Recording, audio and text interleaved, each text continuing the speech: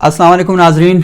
आज election commission of Pakistan से तहरीक इंसाफ पर एक फ़ैसला ऐसा है जो बम बन कर गिरा है तहरीक इंसाफ पर। सुन्नी इत्तेहाद कौंसिल यानी तहरीक इंसाफ कौमी असम्बली और सूबाई असम्बलियों की 77 यानी 77 मखसूस नशस्तों से महरूम हो गई है। इलेक्शन कमीशन ऑफ पाकिस्तान ने मखसूस नशस्तों की दरख्वास्त मुस्तरद करने के बाद सुन्नी इत्तेहाद कौंसिल कौमी असम्बली और सूबाई असम्बली की जो नशस्तें थीं 77 कुल बनती हैं, उनसे वो महरूम हो गई है और अब ये नशस्तें जो हैं बाकी जमातों को मिलेंगी। इलेक्शन कमीशन के फैसले के बाद सुन्नी इत्तेहाद कौंसिल कौमी असम्बली में ख़वातीन और अक़लियतों की 23 मखसूस नशस्तों से महरूम हुई है, क्योंकि सुन्नी इत्तेहाद कौंसिल इलेक्शन में ही खड़ी नहीं हुई थी और इस वजह से उसने ख़वातीन उम्मीदवारों को जो 5% टिकट देने होते हैं वो नहीं दिए। फिर इसी तरीके से उसने लिस्ट ही जमा नहीं करवाई क्योंकि वो इलेक्शन में कहीं मौजूद ही नहीं थी। सुन्नी इत्तेहाद कौंसिल ने ना तो किसी को टिकट दिए ना इलेक्शन में खड़ी हुई, बल्कि सुन्नी इत्तेहाद कौंसिल के जो सरबराह हैं साहिबजादा हामिद रज़ा, वो खुद आज़ाद उम्मीदवार यानी तहरीक इंसाफ के सपोर्टेड उम्मीदवार की हैसियत से वो इलेक्शन में खड़े हुए और इलेक्शन जीते। अब फिर जब इलेक्शन हुआ तो उसके बाद सुन्नी इत्तेहाद कौंसिल के साथ उनका इल्हाक हुआ, लेकिन अब इशू ये हुआ कि ये जो 77 नशस्तों से वो महरूम हुए हैं उसका जो बनता है सारा 23 कौमी असम्बली की नशस्तें, यानी बहुत बड़ा लॉस है। इस वक्त तहरीक इंसाफ के पास 92 सीट्स हैं। अगर ये 23 नशस्तें उनको मिलती तो ख़ुद सोचें कि वो इस वक्त कम से कम 125 के करीब तक वो जा सकते थे। अच्छा, इसके अलावा 120 के करीब। अच्छा, सुन्नी इत्तेहाद कौंसिल कौमी असम्बली में अच्छा पंजाब से ख़वातीन की 12 और खैबर पख्तूनख्वा से 8 नशस्तें शामिल हैं। अक़लियतों की 3 मखसूस नशस्तें भी उन्हें नहीं मिल सकीं और पंजाब असम्बली में ख़वातीन की 24 और अक़लियतों की 3 नशस्तें उन्हें नहीं मिली। अच्छा, इस तरह खैबर पख्तूनख्वा असम्बली में सुन्नी इत्तेहाद कौंसिल को ख़वातीन की 21 मखसूस नशस्तें नहीं मिल सकेंगी और अक़लियतों की 4 नशस्तें भी नहीं मिलेंगी।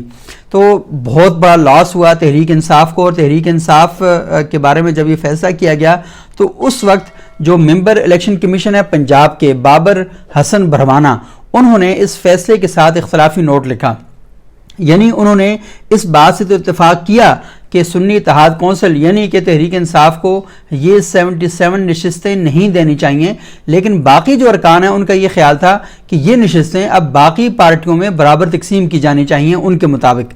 लेकिन बाबर हसन भरवाना ने कहा कि वो इस बात से इत्तेफाक नहीं कर सकते। वो ये कहते हैं कि ये नशस्तें आइन के आर्टिकल 51 और 106 के तहत खाली रखी जाएंगी, ये नशस्तें बाकी जमातों को भी नहीं दी जा सकती। और उनके मुताबिक आइन का आर्टिकल 106 वाज़े करता है कि हर सियासी जमात को हासिल शुदा जनरल नशस्तों के मुताबिक मखसूस नशस्तें मिलेंगी। नशस्तें तब तक खाली रखी जाएं जब तक आइन के आर्टिकल 51 और 106 में तरमीम नहीं की जा सकती। अब ये बड़ा इंपॉर्टेंट जो इख्तलाफी नोट है उन्होंने लिखा है, लाजमी है, उस कानून में लिखा हुआ है। अगर आप इसमें तब्दीली करेंगे तो पहले आपको कानून तब्दील करना चाहिए, उसके बाद आप ये सारी चीज़ें कर सकते हैं। अब सुन्नी इत्तेहाद कौंसिल ने जब ये फैसला सुना तो उसने क्या किया? सुन्नी इत्तेहाद कौंसिल ये कहता है कि अब वो इस फैसले के खिलाफ सुप्रीम कोर्ट में जाएगी और ये सुन्नी इत्तेहाद कौंसिल की जो कहती है कि उनके साथ ये बड़ी ज़्यादती हुई है, बड़ा जुल्म हुआ है, तो इलेक्शन कमीशन का जो फैसला है इसे वो चैलेंज करेंगे। और वो क्योंकि आपको पता है इलेक्शन कमीशन के बारे में उनका ख़ास नुक्ता नज़र है और वो ये कह रहे हैं कि जो इलेक्शन कमीशन का फैसला है इसमें सेनेट में तकरीर करते हुए पीटीआई के जो चेयरमैन हैं बैरिस्टर अली ज़फ़र ने कहा कि चीफ इलेक्शन कमीशनर को 1 मिनट भी इस ओहदे पर नहीं रहना चाहिए। इस फैसले के बाद सदारती और सेनेट के इलेक्शन हमें मंजूर नहीं होंगे, इलेक्शन कमीशन के फैसले को चैलेंज करेंगे। बैरिस्टर अली ज़फ़र ने कहा कि हमने इलेक्शन कमीशन से दरख्वास्त की थी कि वज़ारत उज़्मा के इलेक्शन से पहले मखसूस नशस्तों से मुतालिक फैसला करे। आर्टिकल 51 के मुताबिक जितनी सीटें जीती हैं उसके मुताबिक मखसूस नशस्तें मिलेंगी। आइन के मुताबिक अगर आज़ाद उम्मीदवार किसी जमात में शामिल हो तो उस जमात को मखसूस नशस्तें मिलनी चाहिए। बैरिस्टर अली ज़फ़र का कहना था कि उनकी कोशिश थी कि इंतखाबी निशान लेकर हमारे वोटर को कन्फ्यूज़ करें, लेकिन ये नाकाम रहे। इलेक्शन कमीशन ने हमें 23 मखसूस नशस्तें देना थी। आज इलेक्शन कमीशन ने ऐलान किया कि ये नशस्तें हमें नहीं दे रहे। शायद इलेक्शन कमीशन ने ये मखसूस नशस्तें दीगर जमातों को देने का ऐलान किया है। آپ نے سارا سن لیا. بنیادی طور پر تحریک انصاف کا یہ جو سارا رولا رپا شروع ہوا وہ اس بنیاد پر شروع ہوا کہ تحریک انصاف نے اپنی پارٹی کے اندر جو انتخابات کرانے تھے وہ نہیں کروائے. جب وہ نہیں کروائے تو اس کے خلاف پھر یہ فیصلہ آیا کہ انہیں ان کے انتخابی نشان سے محروم کر دیا گیا. جب انتخابی نشان سے محروم ہو گئے تو پھر انہوں نے آزاد حیثیت سے الیکشن لڑا. آزاد حیثیت سے الیکشن لڑنے کے بعد اب وہ آزاد کے طور پر سامنے آئے تو پھر انہیں کسی ایک پارٹی میں شامل ہونا تھا. پہلے وہ مجلس وحدت مسلمین میں شامل ہوئے. وہاں پر شیعہ سنی ایشو کی چیزیں سامنے آئیں اور پاکستان کے اندر اور باہر تعلقات خراب ہونے کا اندیشہ ہوا تو اس وجہ سے سنی اتحاد کونسل میں شامل ہو گئے. سنی اتحاد کونسل وہ جماعت تھی جس نے الیکشن میں حصہ ہی نہیں لیا.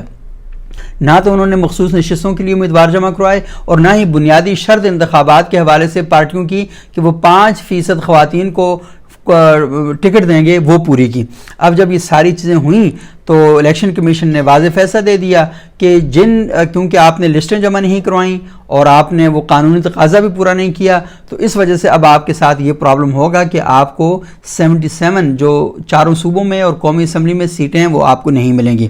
اب یہاں پر جو پنگا ہے بنیادی طور پر وہ کیا ہوا, اگر یہ سنی اتحاد کونسل اور مجلس وحدت مسلمین کے بجائے کسی اور ایسی پارٹی کی طرف چلے جاتے جس نے سارے قانونی تقاضے پورے کیے ہوئے تھے تو پھر ان کے لیے یہ مسائل نہ ہوتے. لیکن بہرحال اب لگتا ہے کہ تحریک انصاف کے لیے مشکل ٹائم ہے اور وہ اس کا سارا ٹائم انہی چیزوں میں الجھتا بکھرتا سنورتا بگڑتا رہے گا اور اس سارے ایشو کے اندر ہی وہ گھومتے رہیں گے. لیکن جو دوسری بڑی امپورٹنٹ خبر ہے جو چیزیں وہ یہ ہے کہ آج آپ نے دیکھا کہ وزیر اعظم صاحب نے حلف تو اٹھا لیا اپنا اور اس حلف کی تقریب میں نواز شریف صاحب بھی موجود تھے, بلاول صاحب بھی موجود تھے اور بلاول صاحب کی اور آرمی چیف صاحب کی ملاقات پر کافی تبصرے ہو رہے ہیں اور نواز شریف صاحب بھی وہاں پر موجود تھے. اور نواز شریف صاحب کے بارے میں آج ایک خبر جو سامنے آئی ہے وہ یہ ہے کہ نواز شریف صاحب کو آج سمجھ میں آئی کہ ان کے ساتھ جو ہاتھ ہوا ہے وہ کیسے ہوا ہے. انہیں بالکل کلیئر کٹ بتا دیا گیا تھا کہ میاں صاحب تسی پاکستان آؤ اور تسی جنوں کہو گے انہوں اسے وزیر اعظم بناواں گے. یعنی نواز شریف صاحب کو یہ میسج پہلے سے جا چکا تھا کہ آپ وزیر اعظم نہیں بلکہ جسے آپ کہیں گے اسے ہم وزیر اعظم بنا دیں گے. تو آج تو خیر بہرحال یہ ہوا, وزیر اعظم بن گئے ہیں. لیکن جو آج قومی اسمبلی کا اجلاس تھا وہ بڑا ہنگامہ خیز تھا. آپ نے اجلاس میں دیکھا کہ تحریک انصاف بھرپور قسم کا احتجاج کر رہی ہے, 2 گھنٹے مسلسل نعرے بازی کرتی ہے اور وہ بالکل سامنے آ جاتے ہیں جہاں پر سپیکر کا ڈائس ہوتا ہے. اور کئی بار سپیکر کو اس بات کا خدشہ اور خطرہ لاحق ہوا کہ شاید یہ کہیں آپس میں گتھم گتھا نہ ہو جائیں, کوئی فزیکل نہ ہو جائیں, کوئی لڑائی نہ ہو جائے اور گالم گلوچ بھی وہاں پر چل رہی تھی. اور پھر آج بلاول صاحب نے سائفر کے حوالے سے تقریر کی اور کہا کہ یہ جو سائفر والا کیس ہے یہ آپ نے بڑا پرابلم کریٹ کیا ہے. اور بلاول صاحب نے بڑا ان کو مطمئن کرنے کی کوشش کی کہ آپ کے ساتھ جب بھی کوئی ظلم زیادتی ہوگی میں آپ کے ساتھ کھڑا رہوں گا لیکن آئین کے مطابق ہم چلیں گے, آئین کے ساتھ ہم مل جل کر کام کریں گے. لیکن تحریک انصاف کے لوگ سارے سامنے آ گئے اور گو زرداری گو کے نعرے لگائے, بلاول کے خلاف نعرے بازی کی گئی اور اسی طرح کا بہت سا جو شور شرابہ ہے وہ کیا گیا. بلاول اپنی بات نہیں سن پا رہے تھے, اتنا شور شرابہ تھا ایوان میں کہ آپ سوچ نہیں سکتے. اور پورے ایوان میں مسلسل ایک ردھم کے ساتھ ایک موسیقی کے ساتھ گو زرداری گو کے جو نعرے ہیں وہ لگائے جا رہے تھے. اور تحریک انصاف کا بھی کمال دیکھیں کہ کل ان کے نعرے تھے گو نواز گو, آج ان کے نعرے ہیں گو زرداری گو. تو اسی طرح کے نعرے جو ہیں وہ سارے وہاں پر لگا رہے تھے. لیکن بلاول نے اپنی جب تقریر کر رہے تھے تو تقریر میں انہوں نے کہا کہ اسپیکر صاحب ان کارٹونز کو خاموش کرائیں ورنہ. اب جب بلاول نے یہ والی بات کہی تو اس کے بعد اور زیادہ اشتعال جو ہے وہ پیدا ہو گیا اور تحریک انصاف نے بہت زیادہ شور شرابہ کرنا شروع کر دیا. اس پر اسپیکر اسمبلی ایاز صادق صاحب نے وہ جو الفاظ تھے انہیں اپنے کیا کہتے ہیں اسمبلی کی کارروائی سے حذف کر دیا کہ جو تحریک انصاف کے کارکنوں کو کارٹون کہا گیا.